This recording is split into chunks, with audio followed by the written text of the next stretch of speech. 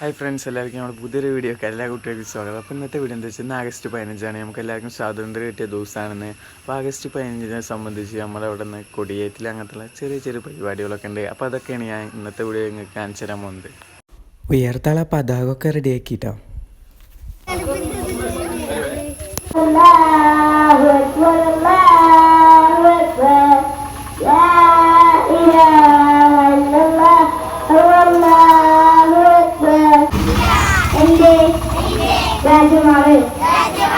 എല്ലാ ഇന്ത്യക്കാരും